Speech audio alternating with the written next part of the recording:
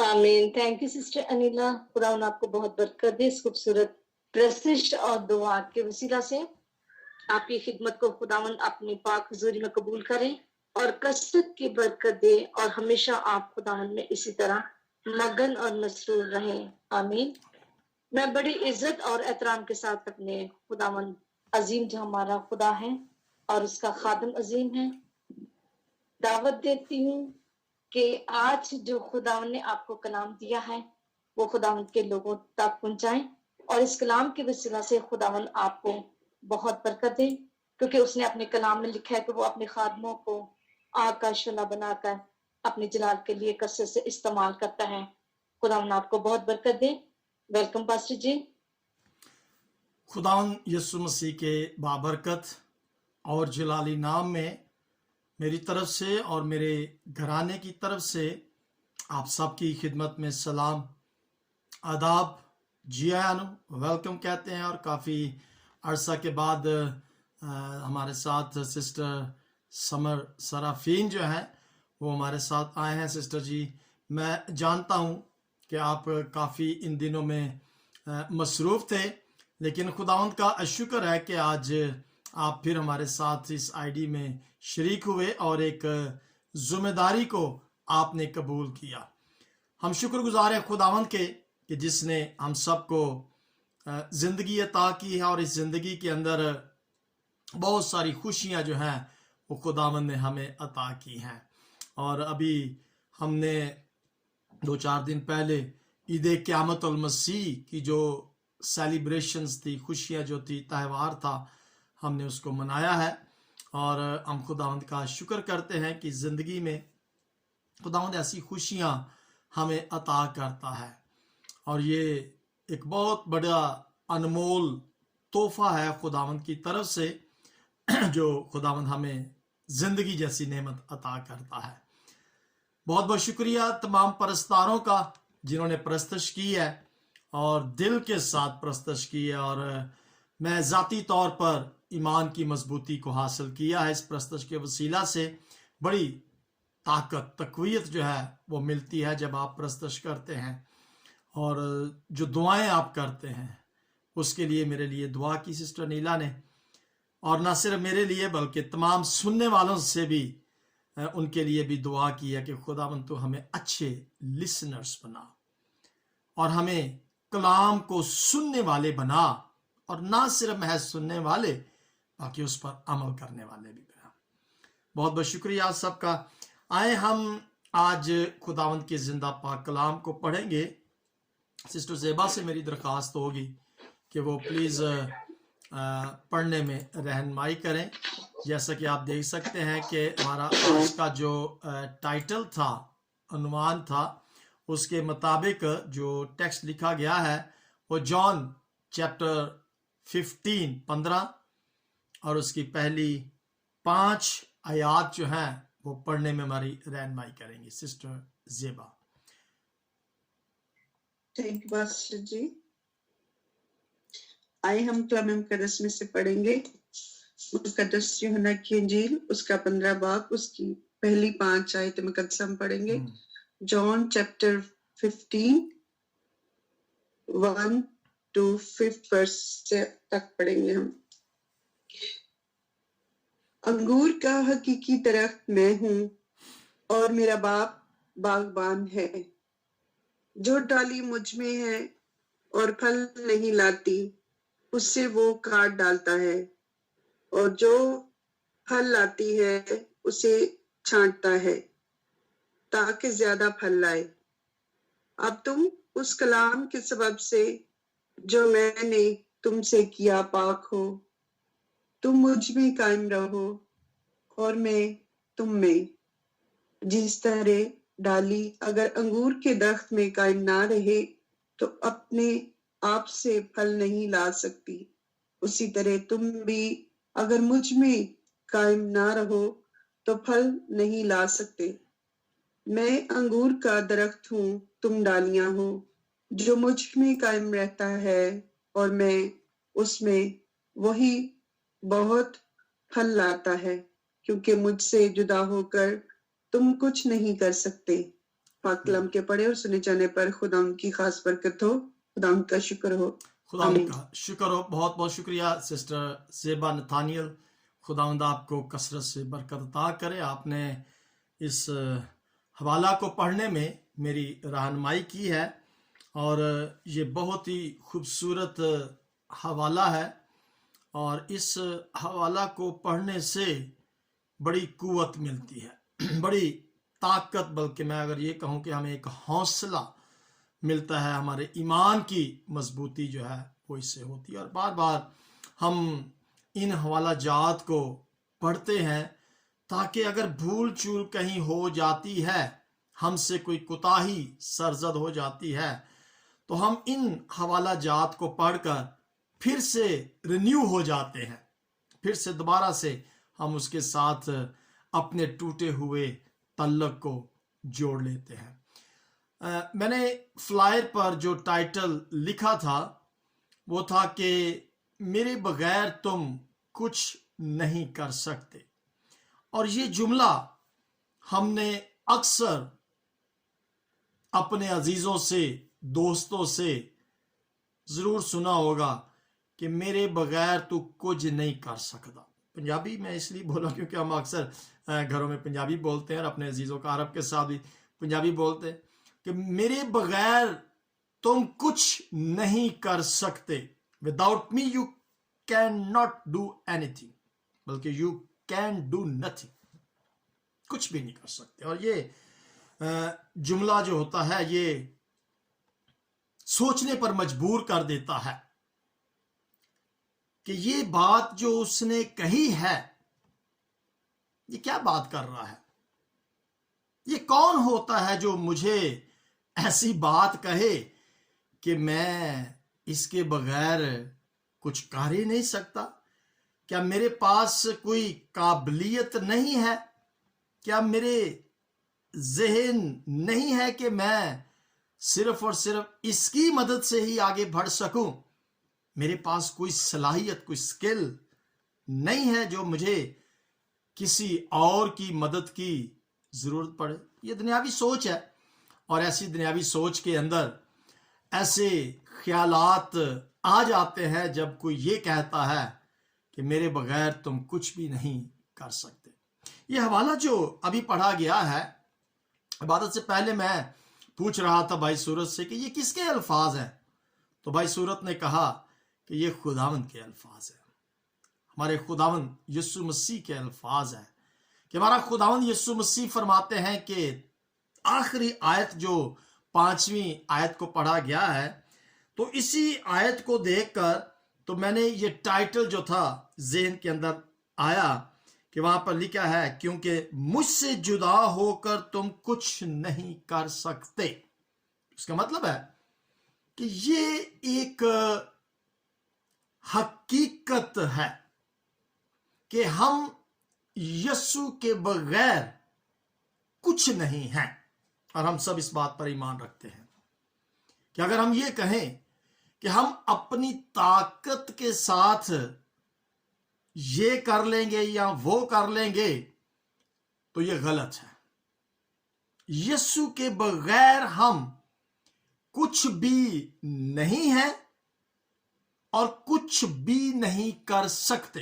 यानी हकीकत में इसका मतलब क्या है? हकीकत में इसका मतलब यही है, जब हम इसको दुनियावी लिहाज से नहीं बल्कि हम रूहानी लिहाज से जब इस लफ्ज को देखते हैं, दुनियावी लिहाज से भी देखा जाए तो जब हम इस जमीन पर जिंदा हैं तो यीशु की मर्जी के बगैर हम एक पत्ता जो है वो जमीन पर नहीं गिरता, हवा उसके बगैर कहने से नहीं चलती। तो हम क्या चीज हैं कि हम अपनी ताकत के साथ कुछ कर सके। रूहानी तौर पर इसका मतलब है, ये अब्दियत की बात हो रही है कि अब्दी अहमियत की बात हो रही है कि हम उस अब्दी जिंदगी को हासिल यीशु के बगैर नहीं कर सकते। और इसका खुदावंद यीशु मसीह ने पेमेंट किया हुआ है। जब कोई किसी से काम लेना होता है तो उसकी पेमेंट की जाती है। अब ये जिंदगी देने का काम है और इसकी पेमेंट खुदावंद यीशु मसीह ने अपने खून से की है। अब्दी जिंदगी की बात मैं कर रहा हूं। तो यीशु के बगैर हम अब्दी जिंदगी की अहमियत को हासिल नहीं कर सकते। यीशु के बगैर यूं कह लीजिएगा कि हम बेअख्तियार हैं, ना तवाना हैं कि हम अब्दी जिंदगी को हासिल नहीं कर सकते। हम रूहानी तौर पर यूं कह ले कि हम गरीब हैं या बेअख्तियार हैं, और यीशु के बगैर उस ताकत को हासिल नहीं कर सकते जिसके अंदर हमेशा की जिंदगी का पहलू पाया जाता है।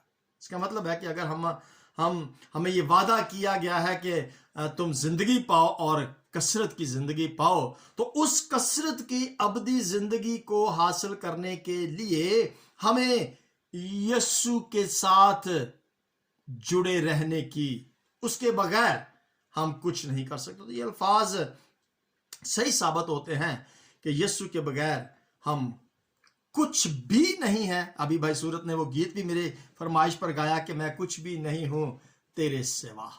तो यीशु के सिवा हम कुछ भी नहीं है और कुछ हम कर भी नहीं सकते और कुछ हम हासिल भी नहीं कर सकते। मेरे दोस्तों, यीशु के साथ रहने से हम अमीर भी हैं और हम बाअख्तियार भी हैं और हम एक रूहानी तौर पर ताकतवर भी हैं।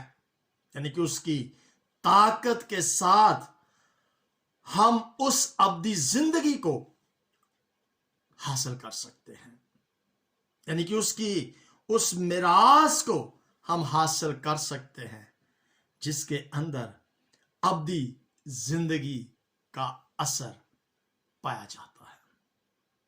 मुझे एक छोटी सा कहानी, वाकया नहीं मैं कहूँगा क्योंकि बच्चों को कहानी नहीं आज सुना रहे, तो मुझे चाहता हूँ कि बड़ों को भी आज एक कहानी जो है वो सुना दे। और ये वाकया नहीं मैं कहूँगा, वाकया जो है वो खुदा के जिंदा पाक कलाम में से होता है। तो ये कहानी है जो मैं आप तमाम बड़ों के लिए, बच्चे भी इस कहानी को सुन सकते हैं क्योंकि ये बड़ी एक सबक आमूज कहानी है, लेसन है इसके अंदर पाया जाता। तो मैं ज़रूर चाहूँगा कि आप जितने भी हमारे साथ फेसबुक पर बहन भाई मौजूद हैं वो भी इस कहानी को सुनिएगा, और जो हमारे साथ स्काइप पर है वो भी इस कहानी को सुनिएगा। एक खातून थी जो किसी के घर में मुलाजम थी, एज अ मेड काम करती थी।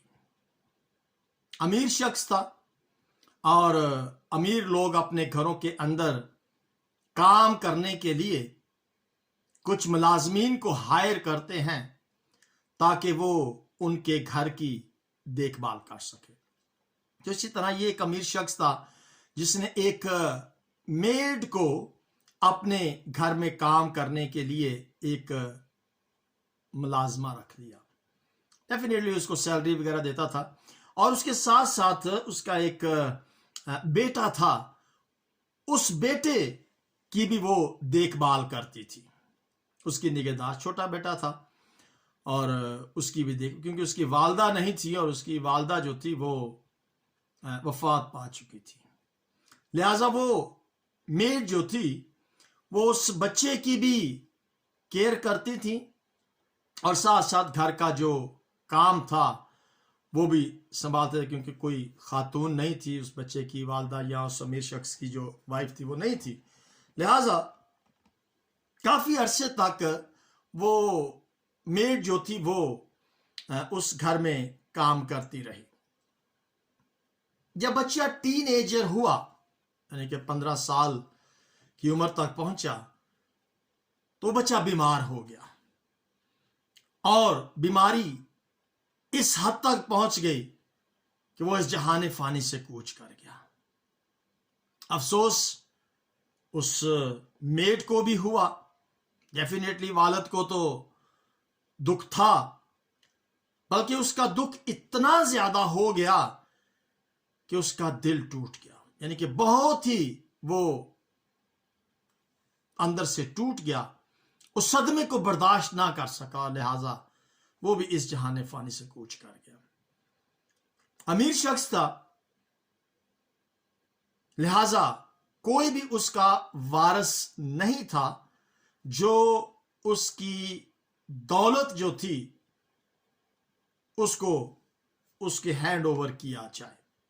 ملازمہ تھی، لیکن ملازمہ کے پاس تو کوئی اختیار نہیں تھا، اور ویسے بھی اس امیر شخص نے کسی قسم کی کوئی بھی وصیت جو ہے وہ نہیں لکھی تھی کہ میرے مرنے کے بعد فلاں شخص کو میری جائیداد جو ہے وہ دے دی جائے.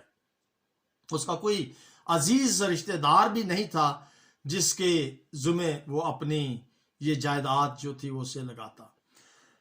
لہذا عدالت نے فیصلہ کیا کہ اس کے گھر کو نیلام کر دیا جائے. نیلامی آپ سمجھتے ہیں کہ آکشنز جو ہے وہ لگائی جاتی ہے، اور اس کے گھر کا سامان یا اس کا گھر یا جو بھی تھا اس کو نیلام جو تھا وہ کر دیا جائے. وہ وقت آیا نیلامی کا. ایکسکیوز می، معافی چاہتا ہوں، گلے میں خراش ہے. میں نے وہ ٹافی رکھی ہوئی ہے لیکن پھر بھی آ رہی ہے. چلے پانی تھوڑا سا پی لیتے ہیں. جب وہ نیلامی کا وقت آیا تو یہ عورت جو اس کی ملازمہ تھی، اس کے پاس تو کوئی پیسہ نہیں تھا کہ وہ جائے اور اس گھر سے کوئی چیز جو ہے وہ خرید کے لے آئے. گورنمنٹ کے قبضے میں تھی اور گورنمنٹ اسے نیلام کر رہی تھی، لہٰذا جو بھی اس بوڑھی عورت کے پاس جمع پونجی تھی، جو بھی اس نے چھوٹے چھوٹے چند روپے جمع کیے تھے اپنی تنخواہ سے، وہ جاتی ہے اور اس نیلامی سے اس بچے کی تصویر جو ہے وہ خرید لیتی ہے. بچہ تھا، اس سے پیار کرتی تھی، اس نے اس کو گود میں پالا تھا اور اس کی پرورش کی تھی. بچہ بھی اس سے پیار کرتا تھا، وہ بھی پیار کرتی تھی. لہذا اس نے یہ مناسب سمجھا کہ میں یہ بچے کی تصویر ایک نشانی ہے تو میں اسے خرید لیتی ہوں. لہذا وہ اسے خرید کے تو اپنے گھر لے آتی ہے. جب وہ گھر آتی ہے تو کافی عرصے کے بعد، سمجھ لیں کہ چند ہفتوں کے بعد کیا ہوتا ہے کہ وہ اس تصویر گھر میں صفائی کرتی کرتی اس تصویر کو صاف کرتی ہے. اور جب وہ اسے صاف کرتی ہے تو وہ اس تصویر کے جو بیک سائڈ ہوتی ہے وہ ایسے محسوس کرتی ہے کہ اس کے پیچھے کوئی چیز ہے. لہذا وہ اس فریم کو کھولتی ہے اور اس کے پیچھے ایک لیٹر جو تھا وہ اس امیر آدمی کی طرف سے، وہ لیٹر جو تھا وہ لکھا گیا تھا. جی ویلکم بھائی الماس کھوکر، ویلکم. خداوند آپ کو برکت عطا کرے. ویلکم خداوند آپ کے ساتھ ہو، خداوند آپ کو برکت عطا کرے. لہذا جب اس نے اس لیٹر کو پڑھا تو اس کے پیچھے یہ لکھا تھا کہ جو بھی میرے بچے کی اس پورٹریٹ کو، اس تصویر کو لے گا وہی میری جائیداد کا حقدار ہوگا، کیونکہ اس کے اندر وہ پیار پایا جائے گا یا وہ پیار دیکھا جائے گا جو وہ میرے بیٹے کے ساتھ رکھتا یا رکھتی ہوگی. یہ تحریر لکھی گئی تھی. لہذا اس نے یہ تحریر کو جب پڑھا تو وہ پڑھ کر تو غمگین تو ہوئی، خوش بھی ہوئی. لہذا وہ لیٹر لے کر تو عدالت چلی جاتی ہے اور ان کو یہ لیٹر جو ہے وہ دکھاتی ہے کہ یہ دیکھیں، یہ اس کی ایک وصیت جو ہے اس تصویر کے پیچھے مجھے ملی ہے، لہٰذا میں آپ کو یہ تصویر اور یہ لیٹر جو ہے یہ دینا چاہتی ہوں. لہٰذا عدالت نے فیصلہ کیا کہ جو بھی اس کی پراپرٹی بینک کے اندر تھی یا جو بھی اس کے مال یا دولت یا گھر جو تھا वो सारे का सारा जो है वो उस औरत को मिल जाता है। मैं जब इस कहानी को पढ़ रहा था तो मैं ये यीशु मसीह की उस मोहब्बत के बारे में सोच रहा था कि देखिए, आज अगर हम भी यीशु मसीह से प्यार करते हैं, मैं तस्वीर नहीं कह रहा, यीशु मसीह से प्यार करते हैं, तो जो कुछ भी यीशु मसीह का है उसके पास क्या है? अब्दी जिंदगी जो हमें वो देना चाहता है। ये रुपया पैसा तो यहाँ ही रह जाना है, माल दौलत यहाँ रह जाना, कोई भी हमारे साथ नहीं जाना। सिर्फ और सिर्फ वो अब्दी जिंदगी जिसके लिए उसने अपने बेटे को कुर्बान किया, वो अब्दी जिंदगी सिर्फ और सिर्फ उसको मिल सकती है या मिलेगी जो उसके बेटे यीशु से प्यार करता है। मेरे जो आज हमारे साथ भी कुछ ऐसा ही है कि अगर हम अपने आप को यीशु के हवाला करते हैं, अगर आज हम अपनी जिंदगी को, जैसे मैंने शुरू में बताया कि उसके साथ होने से हम बाअख्तियार बन जाते हैं और उसके बगैर हमारे पास कोई भी अख्तियार यानी कि अब्दी जिंदगी का जो सिग्निफिकेंट है वो हमारे पास नहीं हो सकता। कलाम मुकद्दस जो भी आपके साथ पढ़ा गया है अंगूर के हकीकी दरख्त के बारे में, कलाम मुकद्दस हमें बताता है, बल्कि मैं अगर ये कहूं कि सिखाता है। ये कलाम जो हम बार बार पढ़ते हैं ये हमारी तरबियत के लिए है, हमारी असलाह के लिए, हमें सिखाने के लिए है, क्योंकि इंसान है, बहुत सारी कोताहियां, गुनाह, गलतियां हमसे सरजद दानिस्ता तौर पर भी और नादानिस्ता तौर पर भी सरजद हो जाते हैं। लेकिन ये खुदावन का वो अलहामी कलाम है जो हमारी असलाह करता है, हमारी तरबियत करता है, हमें सिखाता है कि मसीह यीशु में रहने से, मसीह यीशु में रहने से या मसीह यीशु के साथ रहने से या उस से प्यार करने से, यानी कि उसके उस प्यार के अंदर वो दायमी अहमियत पाई जाती है जिसको हम हासिल कर सकते हैं, अब्दी जिंदगी को हम हासिल कर सकते हैं। और ये जिंदगी अब्दी सिर्फ और सिर्फ मसीह यीशु में पाई जाती है। और हमारे ये मैं कहूंगा कि एक बहुत बड़ा इनाम है जिंदगी, जिस मकसद के लिए खुदावंद यीशु मसीह जमीन पर आए थे वो अब्दी जिंदगी थी। वो इसलिए आए थे कि हम अब्दी जिंदगी को, हम फिक्र में रहते हैं ना कि हमने क्या पकाना है, क्या खाना है, इतना हम माल जमा कर लें, हम इतने पैसे, इतने घर बना लें, ये कर लें, कारोबार ये कर लें। हम इसी सोच में इस दुनिया में रहते हैं। क्या करना है हमें उस अब्दी जिंदगी को हासिल करने के लिए, ये कोई नहीं सोचता। हाँ, अब्दी जिंदगी भी तो है जिसके लिए यीशु मसीह हमें ये रुपए पैसे कपड़े देने के लिए नहीं आए थे, वो हमें अब्दी जिंदगी देने के लिए आए थे। और हमने कभी सोचा भी नहीं है कि अब्दी जिंदगी को कैसे हासिल कर रहे हैं, उसके लिए हम क्या कर रहे हैं, क्या करना चाहिए हमें उस अब्दी जिंदगी को हासिल करने के लिए। मैं चाहूंगा कि हम जरूर थोड़ी देर के लिए सोचें कि हम इस जमीन पर जिंदगी, अच्छी जिंदगी को हासिल करने के लिए बड़ी मेहनत करते हैं, खून पसीना बहा देते हैं। अब्दी जिंदगी को हासिल करने के लिए हम क्या कर रहे हैं, ये सोचने की जरूरत है। और मैं ईमान रखता हूं कि हम जरूर इस बात को जरूर हमने कभी सोचा होगा और गौर किया होगा। और ये बहुत ही इंपॉर्टेंट मैसेज है, खास पैगाम है कि अब्दी जिंदगी की हमें तरद्दुद करनी है, उसके पीछे जाना है।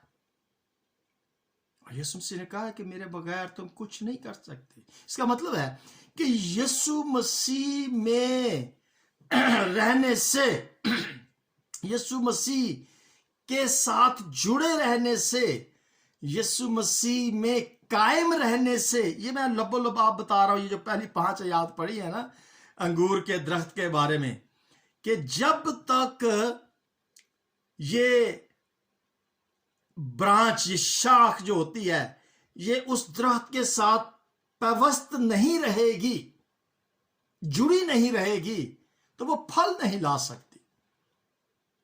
इसलिए उसने कहा कि मेरे बगैर अब्दी जिंदगी जो है वो हम नहीं हासिल कर सकते। यहां पर उसने जो तस्वीर खींची है एक दरख्त की, और फिर उसकी शाखों की, और फिर उन शाखों पर जो फल, अंगूर जो है वो लगता है, यानी कि ये तस्वीर उसने एक खींची है, एक तमसील दी है।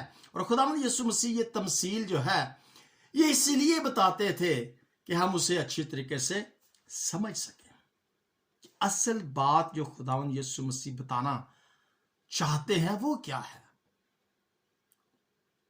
और ये वो बागबान जो है, उस दरख्त का जो मालिक है वो हमारा आसमानी बाप है।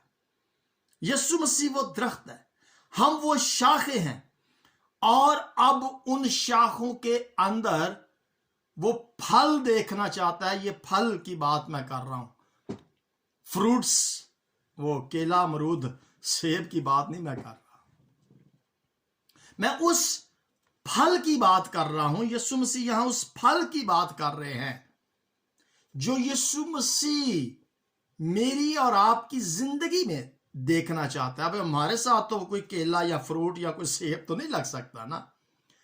वो हम सब जानते हैं कि वो कौन से ऐसे फ्रूट्स हैं, कौन से ऐसे फल हैं, वो रास्तबाजी के किरदार हैं जो यीशु मसीह हमें देखना चाहते हैं।